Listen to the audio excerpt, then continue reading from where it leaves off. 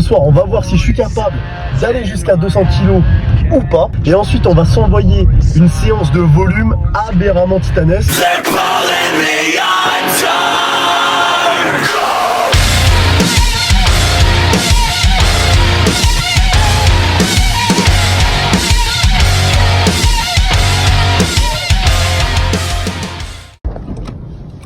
Hop, la vidéo a commencé. Yes. On me voit bien?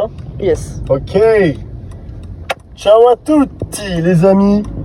On est bloqué dans les bouchons, donc je fais le début du récap. Faut que je le refasse du coup, parce que là je vous expliquais, je vous ai mis le contexte, mais du coup il faut que je refasse. Ok, on est prêt? Ciao à tutti. Je suis Théo, le powerlifter le plus imprévisible du monde, et vous êtes la meilleure armée du game. J'espère que vous allez bien les amis. Aujourd'hui, c'était censé être une séance chill, voilà. Semaine 1 du bloc, semaine 2 je crois, j'ai oublié.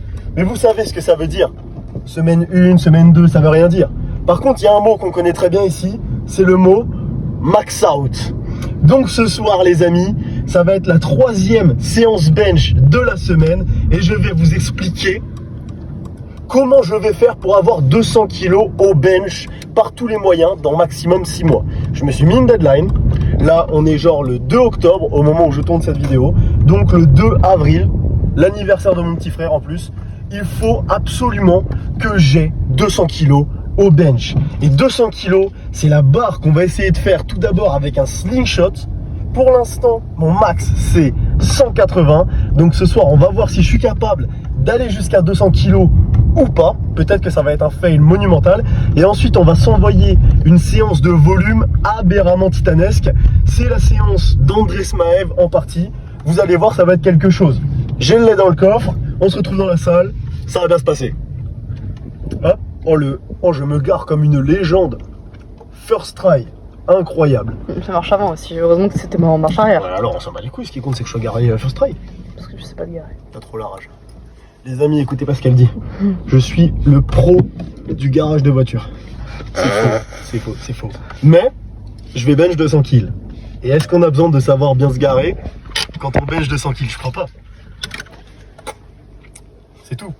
On a besoin de rien d'autre. Tu bench 200 kilos, c'est toi le boss et puis c'est comme ça, c'est tout, c'est comme ça. Voilà. T'as quelque chose à dire peut-être? Ratio. Ratio. Ok, coupe. Aïe. Voices in my head again, trapped in a war inside my own skin. They're pulling me undone.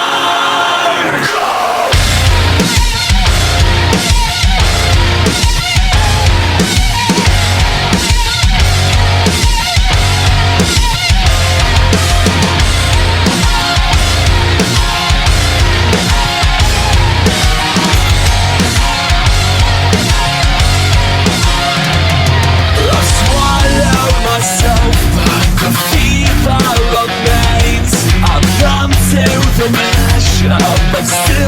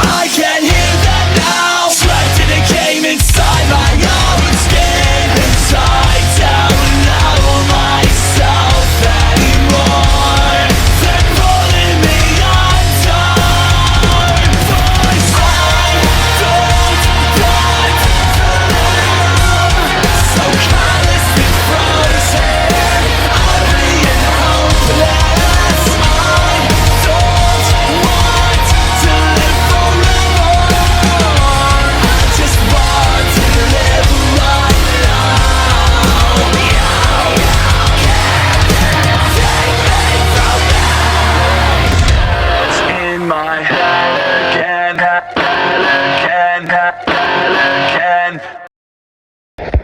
Let's go, guys. Ok, fin du récap, les amis. Si jamais vous avez eu votre dose d'adrénaline avec ce petit récap des familles, n'hésitez pas à lâcher un double biceps bleu aberramment titanesque. Là, on commence à remonter petit à petit. L'objectif, les amis, je vous le cache pas, ça serait de réussir à revenir à 100 likes sous les vidéos, 100 biceps bleus. Donc, n'hésitez pas à en lâcher un, ça me fait toujours extrêmement plaisir quand vous en mettez un. On est bientôt 1650 dans l'armée, ça fait extrêmement plaisir.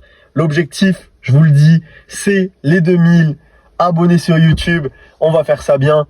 Je vais reprendre du service comme il faut et vous documenter cette nouvelle épopée. Là, la deadlift bar, c'est un projet qui est extrêmement chaud. Donc ça arrive, mais surtout le bench, les amis. Donc, si vous n'avez pas envie de savoir quel est le plan, quel est le projet œil de la lune digne de Madara dans Naruto pour bench 200 kg et comment vous pouvez le répliquer, pas de souci, vous pouvez vous en aller. Mais si vous avez envie d'avoir un bench aberramment titanesque, ça se passe dans les prochaines minutes et je vous explique tout ce que j'ai mis en place, pourquoi je pense que c'est bien et surtout comment je vais me servir de la haine des haters pour bench 200 kg, motherfucker. Donc les amis, tout simplement, je vous l'ai dit, je vais utiliser toutes les opportunités qui se présentent à moi pour le faire naturellement. Et donc, j'ai trouvé deux leviers. Le premier levier, forcément, c'est la technique. Et donc, par là, j'entends le pontage. À chaque séance bench, c'est-à-dire 4 fois par semaine, lundi, mardi, jeudi, vendredi, je ponte comme une... Vraiment, les amis, il faut que vous fassiez du pontage comme si c'était votre vie qui en dépendait. Voilà, regardez des gymnastes ou ce que vous voulez, vous devez être aussi souple que ça. Vous devez être le fucking viaduc de Millau. Ça doit être un pont. Vraiment, on doit pouvoir se dire, je peux mettre ma tête sous ce pontage, comme ça, et je suis safe. Il va pas s'écraser. C'est pas un pont fragile. Et donc, là, timidement, je commence à pouvoir refaire le pont. Et quand je vous dis timidement, c'est parce que j'ai tellement perdu en mobilité d'épaule que sur la vidéo, je suis désolé, je l'ai vu, je me suis dit, ce pont est assez miteux. Mais ça progresse. Je pouvais pas faire le pont il y a encore de cela 2-3 semaines. Donc la route était longue. Si jamais vous n'êtes pas souple, ne vous découragez pas. Donc vraiment, on met de l'intention et surtout, on fait un nombre de répétitions et de séries par semaine sur le comp assez important. Parce que on devient meilleur à ce qu'on fait, tout simplement.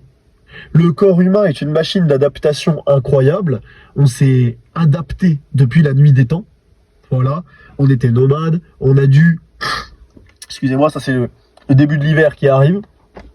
J'étais malade en début de semaine. Heureusement, il y avait du lait. Là, j'ai même le lait ici, dans la voiture, toujours prêt. J'en ai dans le coffre. 2 litres de lait par jour, ça soigne. Je peux vous dire, ça soigne.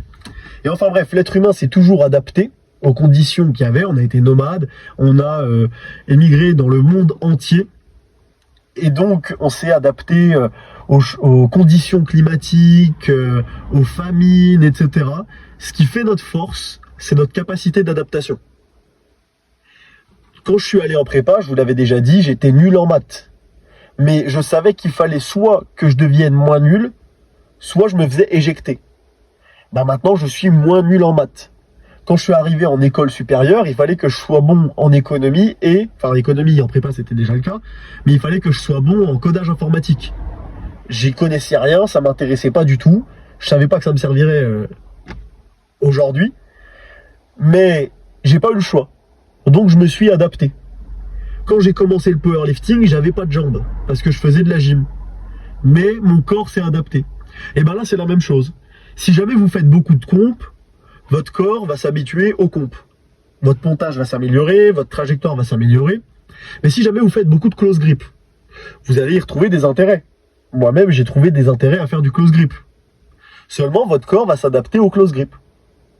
et pas au bench comp.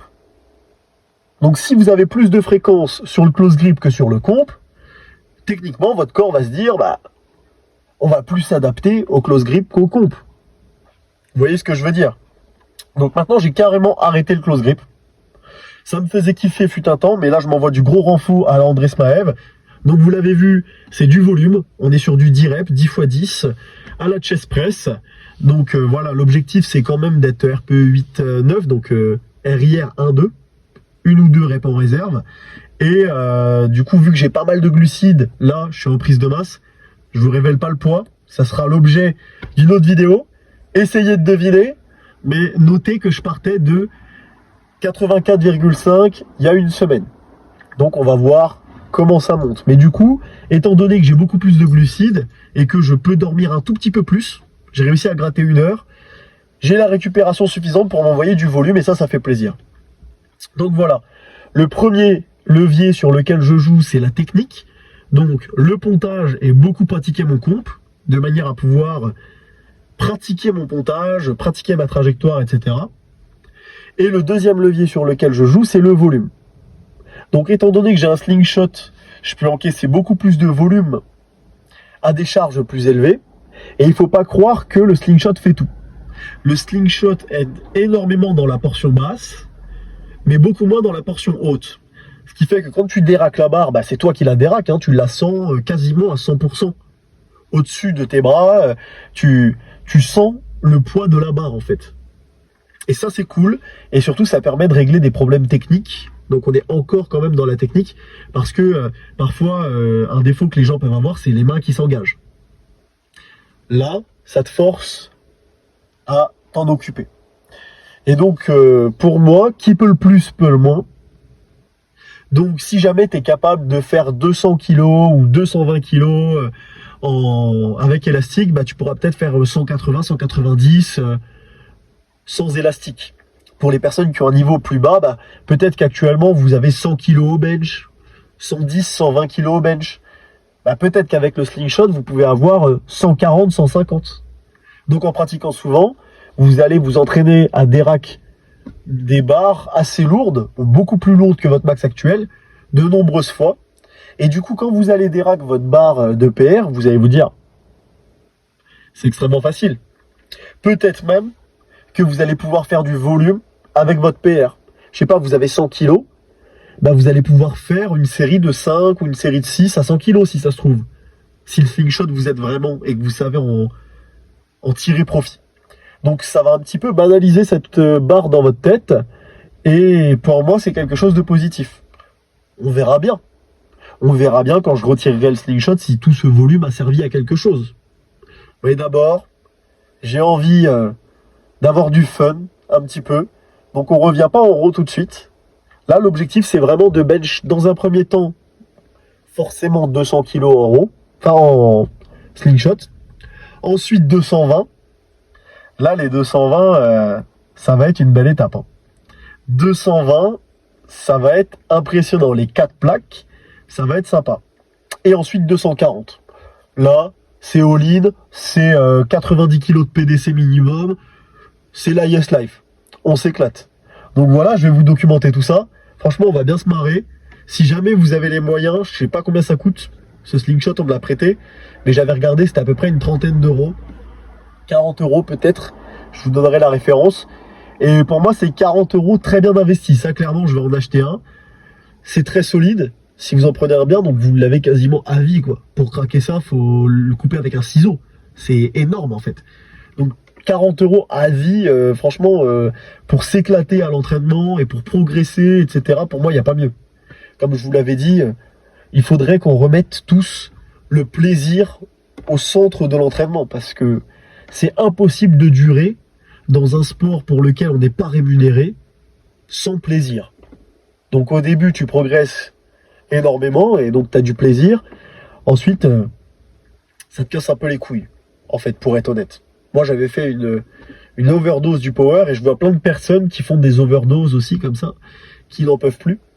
Et finalement, c'est en recherchant du plaisir à travers d'autres formats, d'autres variantes, d'autres exercices que les gens se remettent à kiffer.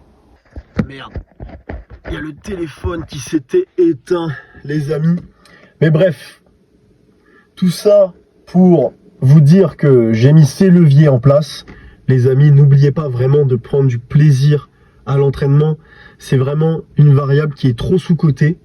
Et sur les réseaux, vous allez avoir forcément des coachs qui vont vous dire « Oui, mais l'adhérence, le plaisir, c'est pas uniquement la bonne variable. Ce qu'il faut, c'est avoir le bon entraînement, etc. » C'est des personnes qui ont des trucs à vous vendre, ne l'oubliez jamais.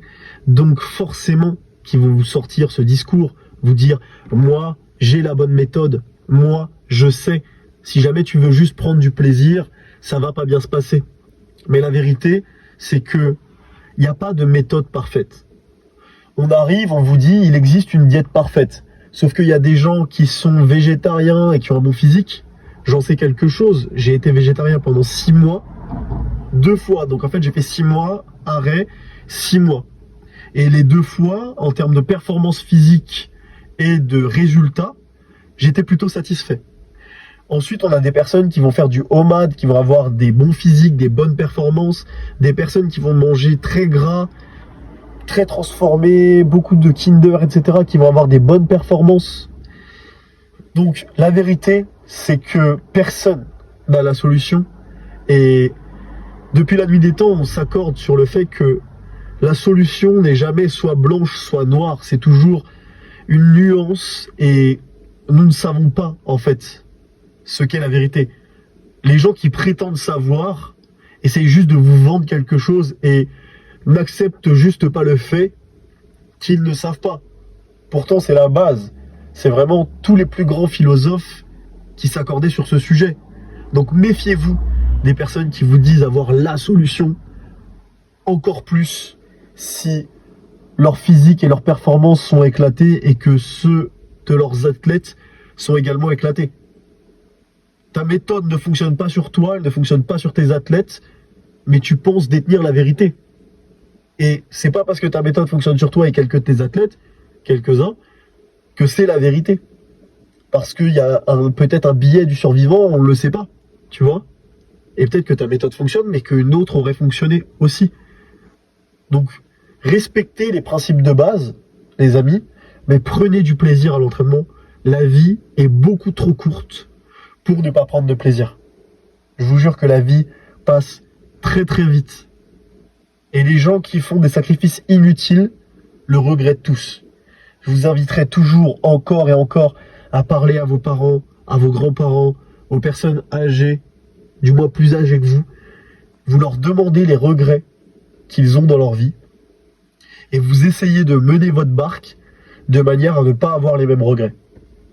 On a quand même la chance d'avoir eu des centaines de générations avant nous, des personnes qui ont laissé des écrits, des personnes qui ont laissé des films, des documentaires, etc., relatant leur vie, relatant leurs erreurs, relatant leurs plus grands regrets. Et donc, en étant un peu curieux, en étant moins égocentré, on peut devenir meilleur. Et ça, c'est vraiment quelque chose que j'aimerais partager parce que c'est quelque chose que j'essaye d'incarner et j'y vois de grands bénéfices. En mettant l'ego de côté, on peut faire de grandes choses. Et l'ego, je ne dis pas que c'est quelque chose de négatif. Au contraire, ça peut être une très bonne chose si c'est bien utilisé, si c'est utilisé comme moteur sain. Mais il faut savoir le canaliser et ça demande de l'expérience, ça demande de le conscientiser en fait. Et ça, tout le monde ne le fait pas. Vous savez, personnellement, je suis très mauvais pour débattre. Non pas que j'ai pas d'arguments. Au contraire, quand je fais des débats, je m'en sors toujours très bien car j'ai une culture générale que j'ai développée et qui me permet de débattre. Mais je suis très mauvais car je pense détenir la vérité et donc je pars du principe que j'ai raison et que la personne en face a tort. Et ça, je le sais, c'est mon défaut. Et si je vous en parle, c'est parce que c'est loin d'être uniquement mon défaut. C'est le défaut de tout le monde, c'est pour ça que les débats, c'est jamais une bonne idée. Si vous débattez avec des proches, quand vous regardez des débats à la télé, ça se passe toujours mal. Car les gens essayent d'imposer leur vision plutôt que d'essayer d'écouter l'autre et de dialoguer. On essaie juste de crier et de dire j'ai raison, j'ai raison, j'ai raison. Et si je vous en parle, c'est parce que j'essaye personnellement, à l'instar de tous les grands philosophes, Confucius, Sun Tzu, etc. Bon là, je vous ai cité des Chinois, hein. Il y a des philosophes aussi allemands, vous les connaissez, qui sont très bien, même des Français, même des Américains, des Anglais, enfin il y en a partout. Des philosophes, des personnes qui ont soulevé des sujets intéressants. Excusez-moi, j'ai le nez bouché. Il y en a partout. Et je pense qu'on a vraiment intérêt à essayer de les écouter et à se demander comment appliquer leurs propos dans notre vie quotidienne. Donc là, je vous parlais des débats, etc. Mais je vous parle aussi dans le sport, bien entendu. Parce que on peut prendre l'exemple de Colton de Limit Breaker sur les réseaux. Son nom, c'est Ungle, je sais pas quoi, j'ai oublié. Désolé.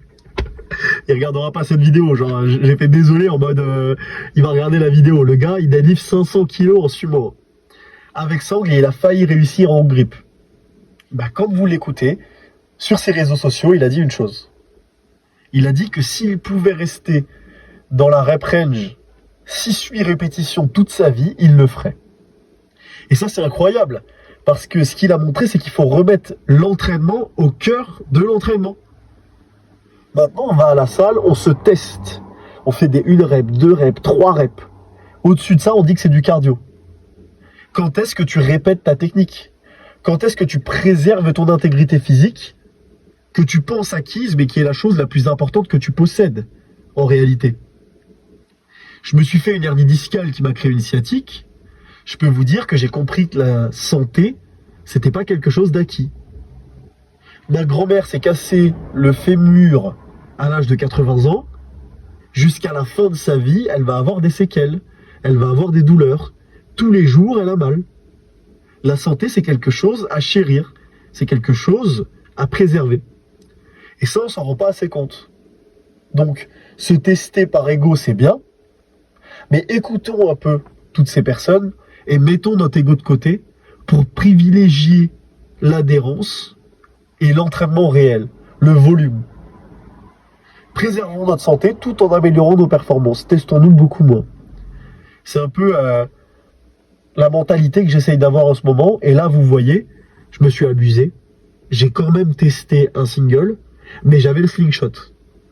Et je peux vous dire que l'impact physique d'un single avec un slingshot et sans le slingshot n'a rien à voir. Donc en soi, je m'amuse. Je préserve mon intégrité physique, je m'entraîne en faisant beaucoup de répétitions. Donc j'essaye d'appliquer ça en ce moment et j'espère qu'à travers cette nouvelle quête, je pourrai vous montrer que c'est une solution qui marche très bien. Je dis pas que c'est la solution, je dis juste que c'est une solution qui peut très bien marcher. Et j'ai vraiment hâte de vous montrer que c'est le cas parce que j'en suis intimement persuadé. J'en vois déjà les bénéfices et j'en suis très content. Donc voilà les ennemis. Les ennemis. J'ai dit voilà les ennemis. Allez hop. Vous savez pourquoi je dis ça? Parce que quand j'ai posté sur les réseaux, j'ai reçu 5 messages. C'est très précis. 5 personnes qui se reconnaîtront peut-être si elles regardent cette vidéo. 5 personnes qui m'ont envoyé un message pour me dire ça passera pas. 6 mois, c'est trop peu. Je vous disais qu'il fallait utiliser l'ego de manière intelligente. C'est ce qu'on va faire. Chaque fois qu'on m'a dit que je ne pouvais pas faire quelque chose, ça m'a encore plus motivé pour le faire. Les amis, j'ai été beaucoup trop inactif.